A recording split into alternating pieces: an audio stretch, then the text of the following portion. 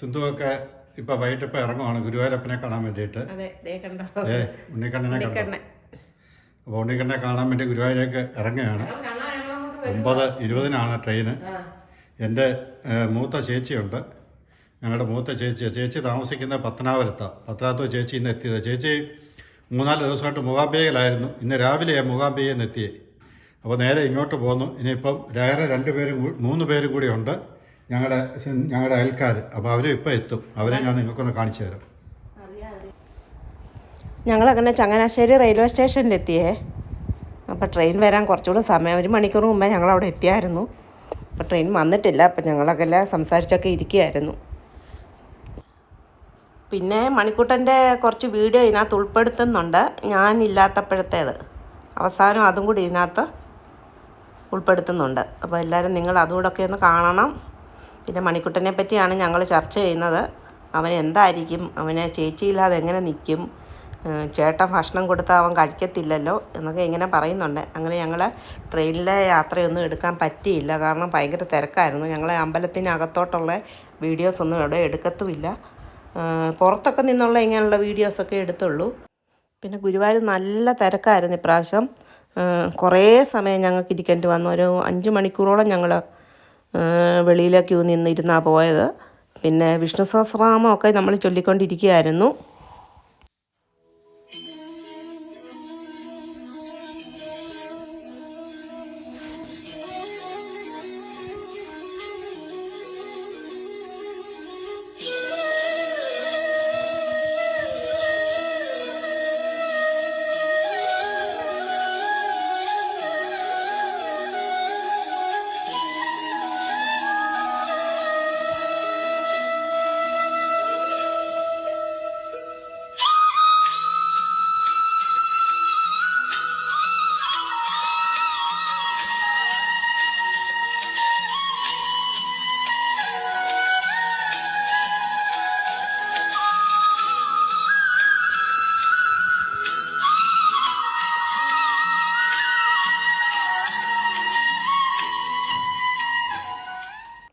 അങ്ങനെ ഞങ്ങൾ മഞ്ജുളയാലൊക്കെ കണ്ടിട്ട് ഇങ്ങനെ തിരിച്ചു വന്നപ്പോൾ ഈ കുട്ടിയുടെ ഫോട്ടോഷൂട്ട് അവിടെ നടക്കുന്നു.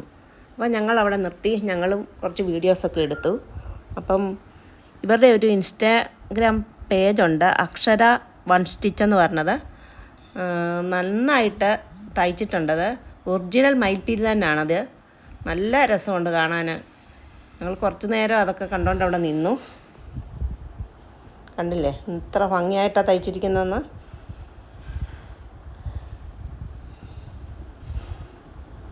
അപ്പോൾ ദേ ഇവിടെ വീഡിയോ പിടിച്ചുകൊണ്ടിരിക്കുന്നില്ലേ, ആ പുള്ളിക്കാരിയാണ് ഇതൊക്കെ സ്റ്റിച്ച് ചെയ്തത്. സത്യം പറഞ്ഞാൽ ഞങ്ങൾ പേര് ചോദിക്കാൻ മറന്നുപോയി.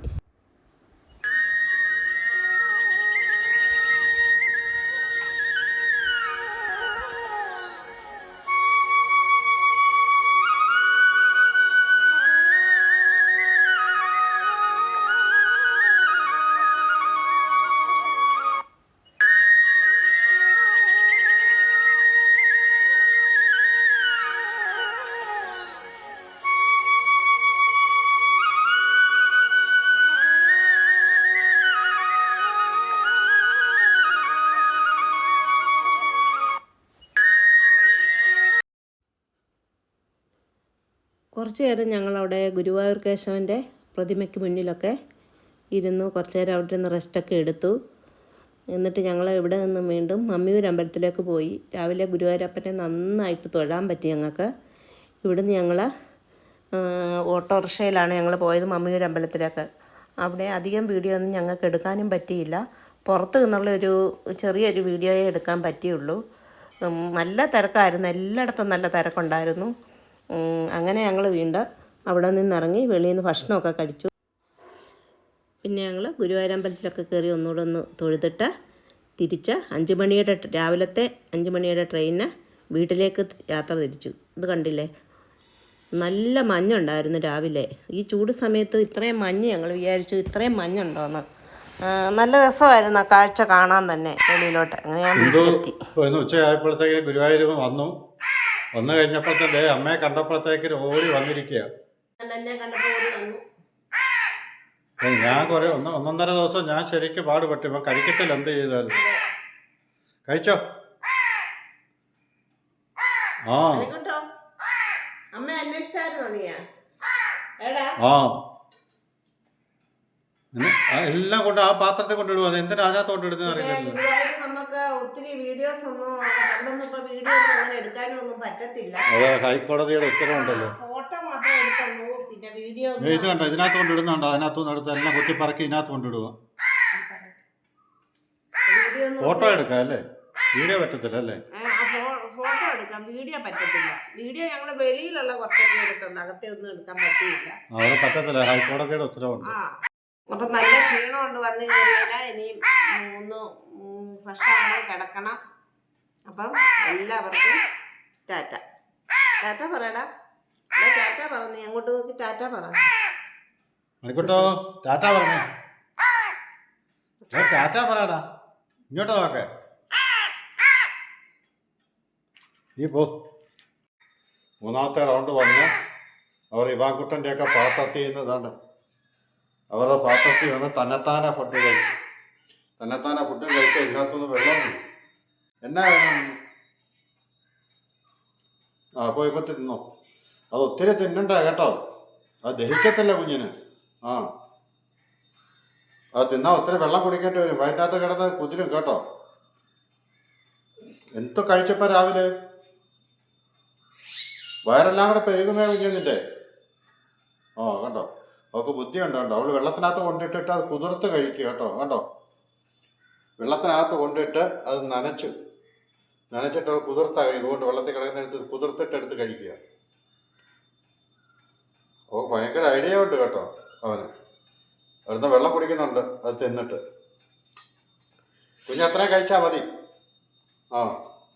അത് മതി. അച്ഛനെ കടയിൽ പോവാ. വരുന്നോ കടയിൽ പോവാൻ? ഇങ്ങോട്ട് നോക്കണം മണിക്കോട്ടോ. അച്ഛല്ല, പോയി വെള്ളം എടുത്ത് കൂടി. ഇഷ്ടംപോലെ വെള്ളം കുടിച്ചോ, അല്ലെങ്കിൽ നിന്റെ വയറ് പെരുകുമേ. ഇന്നിപ്പം രാവിലെ ഒരാളെത്തി. ഞാൻ നെത്തോലി കട്ട് ചെയ്ത് വെച്ച് കൊടുത്തു, തണ്ണിമത്തനം കൊടുത്തു. ഇന്നലെ എന്നെ ഇട്ട് കഷ്ടപ്പെടുത്തി കളഞ്ഞു. ഒന്നും കൊടുത്താൽ തിന്നത്തില്ല, അമ്മയില്ലാത്തതുകൊണ്ട്. അവനെ തണ്ണിമത്തം മുറിച്ച് കൊടുത്തു, നെത്തോലി വേവിച്ച് കൊടുത്തു, നെത്തോലി പച്ചയ്ക്ക് കൊടുത്തു. അങ്ങനെയൊക്കെ കുറേ 3-4 പ്രാവശ്യമായിട്ടൊക്കെ അഡ്ജസ്റ്റ് ചെയ്തങ്ങ് പോയി. രാവിലെ വന്നിട്ട് ഒന്നും കഴിക്കാതെ അമ്മയെ തപ്പിക്കൊണ്ടിരിക്കുക. വീടിനകം മൊത്തം കയറി കറങ്ങി നോക്കിക്കൊണ്ടിരിക്കുക. അടുക്കളയിലെല്ലാം കയറി ഇരുന്ന് കരയുക. എന്തായാലും ഇപ്പം ഇന്ന് സിന്ധു എത്തും, 10-11 മണി ആകുമ്പോഴത്തേന് എത്തും. ഇപ്പോൾ ഒരു തൃശ്ശൂർ കഴിഞ്ഞു എന്ന് പറഞ്ഞ് വിളിച്ചായിരുന്നു. അപ്പോൾ ഞാനിപ്പോൾ രാവിലെ എഴുന്നേറ്റപ്പോഴത്തേക്കിനുണ്ട് ഇവിടെ ആൾ വന്ന് ഇരിപ്പുണ്ട്. അങ്ങനെ തണ്ണിമത്തനും നെത്തോലിയുടെ പച്ച നെത്തോലിയുടെ കട്ട് ചെയ്ത് കൊടുത്തു. വാ മോനിങ്ങി വാ, എന്നാ ഇവിടെ ഉണ്ട് ദേ, നീ വാ.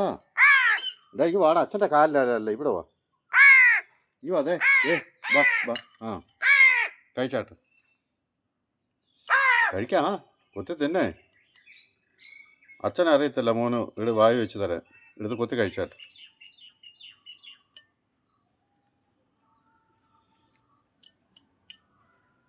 അവിടെ എല്ലാം ചെറുക്കൻ തെറിപ്പിക്കുക.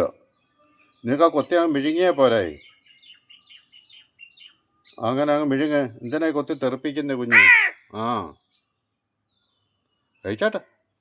അത് കഴിച്ചു കഴിഞ്ഞപ്പോൾ പിന്നെ അച്ഛനെ വേവിച്ച് തരാം കേട്ടോ. അതെടുത്ത് കഴിക്കേ. ഇത് മൊത്തം കൊത്തി തെറിപ്പിക്കുക അല്ലേ? ഈ ദേശം മൊത്തം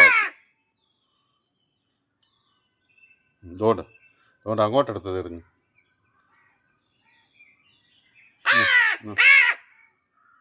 അവന് വായി വെച്ച് കൊടുത്ത അത്രയ്ക്ക് സന്തോഷം.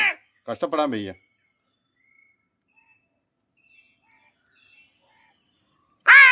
ഇന്നലെ വൈകിട്ട് വിശന്നായിരുന്നോ? എന്നാ കഴിക്കാം മോനെ, തന്നെ കഴിക്കുന്നു. എന്നാ അവന് വായി വെച്ച് കൊടുക്കണം. അവന് കഷ്ടപ്പെടാൻ വയ്യ. കഴിക്കേ.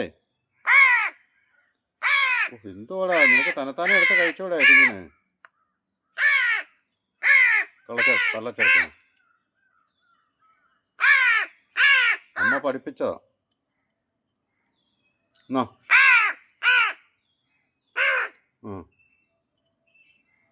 പോവാണോ? മതിയോ? വെള്ളം വേണ്ടേ കുടിക്കാൻ? ആ, എന്നാൽ പോയിട്ടോ. അച്ഛൻ ഇവിടെ വെച്ചേക്കാം കേട്ടോ.